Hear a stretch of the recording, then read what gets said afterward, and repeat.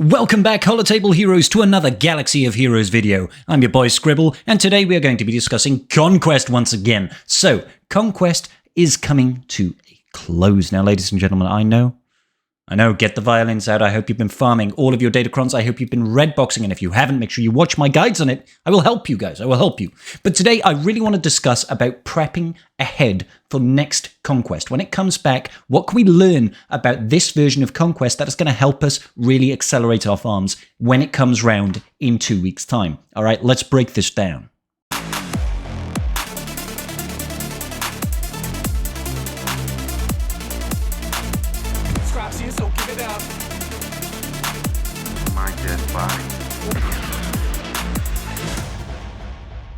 So here we are in my wonderful Conquest. Obviously, we've got the red box. Now, the first thing I want to talk about is global feats. Global feats, on the whole, are relatively easy for this edition of Conquest. We've obviously got the two that we kind of semi-need to get done in order to get the data discs, and that is going to be the Best Friends Forever, the 000 and BT1, and also it is the 100 kills with Cal Kestis and Seer Junda. Now, I highly recommend, obviously, you try to get both of these feats done. Particularly the Cal feat is very easy. The 000 and BT1, even at gear level 1, just unlocked.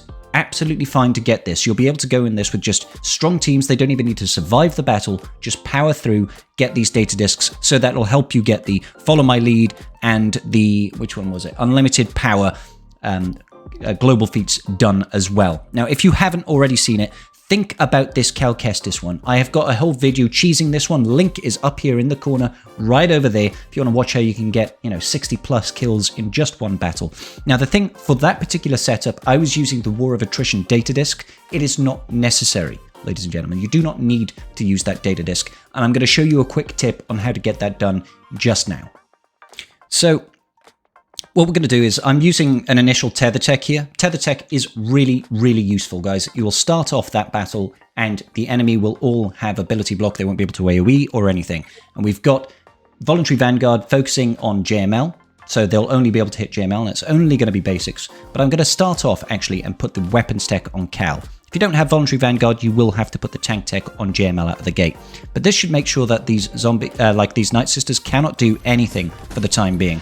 Weapons tech immediately over on Cal. Absolutely fine. And then afterwards, we're just going to get cracking over here. And now, well, we can quite comfortably use Efflux here because of that foresight over there on Spirit. So she's going to get evaded. Let's go ahead and I'm just going to try and get to the ultimate on JML as quickly as possible. Let's go ahead and just call in Cal over here, put the weapons training on him. Let's see, can we get that kill? Lovely. So they're not going to revive. Perfect. Okay, cool. And now we just focus back on zombie now. That's all we're going to do all day long.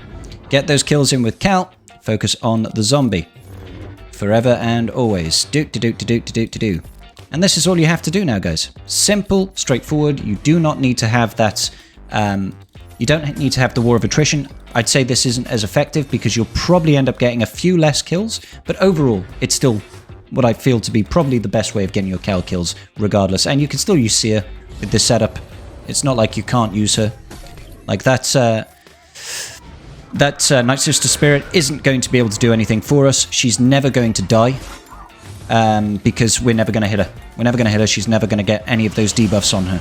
So it's just a perfect way of just slowly but surely farming out those kills. Like I said, I don't think this is as effective as my way of using it with the War of Attrition data disc, but at least in this setup, you're not dependent on that happening, right? You're not dependent on maybe getting that data disc show up.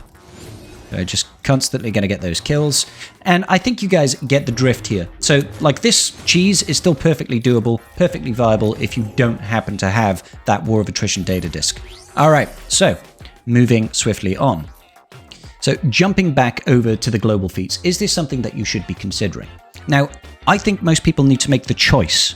Early on, are you going to go for the Skilled Warriors feat, which is 20 wins with Tuskens, or are you going to go with the Daughters of Dathomir one, which is win 40 battles with Meryn, Mother Talzin, and Old Daka surviving? At first, they didn't have that surviving comment in there. So I personally went and got the Daughters of Dathomir, and that's because I knew that I could actually farm out those kills, farm out those wins without those characters dying very reliably all the way down to 1% stamina using the bonus sector node in Sector 4. Sector 4 has got Tuskens.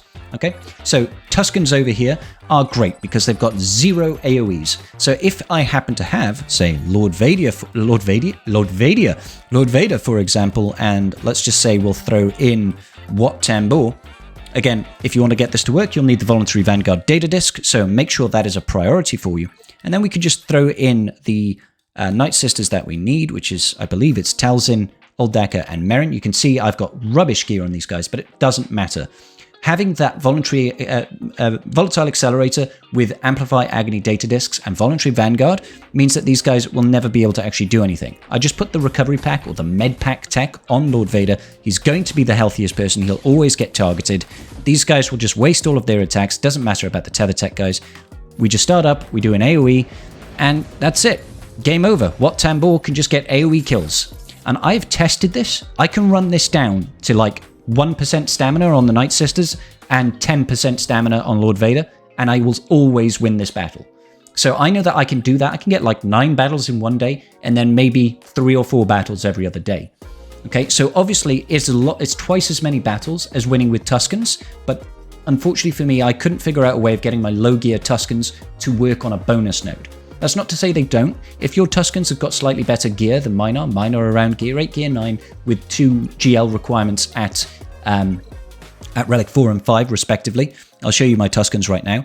If I could get this to reliably work with just a little bit more gear, I'm sure they would, on a bonus node, then I would probably do this, and I recommend you do that as well. You can go in against something like the Sector 2 boss node. That has got 5s and it's got Rex passing a bunch of TM, so that's going to hopefully feed into you gaining a lot more momentum to help you survive.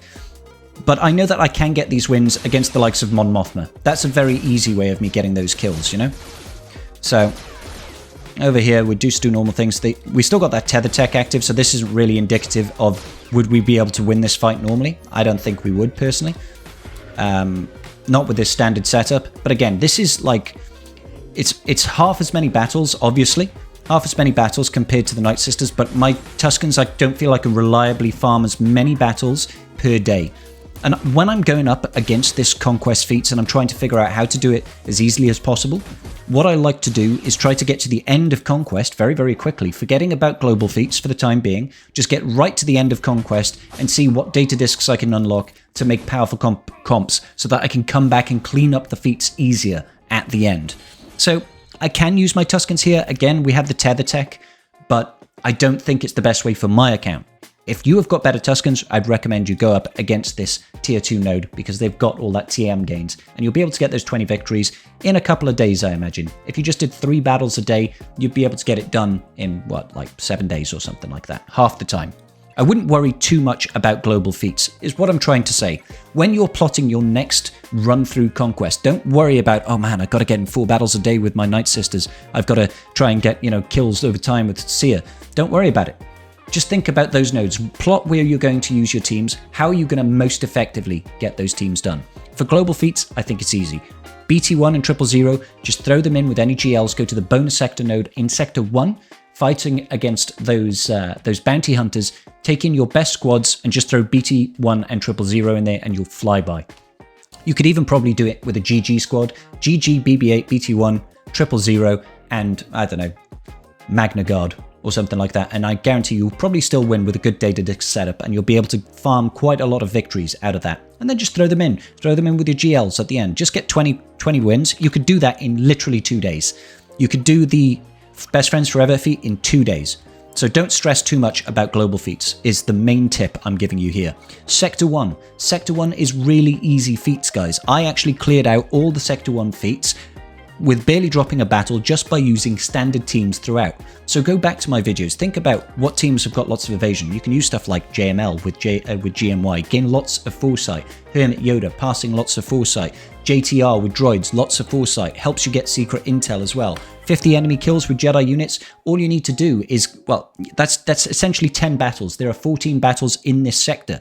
So if you can split up all your Jedi teams into like 3 or 4 different Jedi teams, go through, get all the kills with your Jedi, you will knock out these 2 feats very, very easily. You can also start thinking about getting that blind with JTR with BB-8, Chupio. Yeah, so that will help you get evasion down, secret intel, and blind, and then you can just get your kills with Jedi.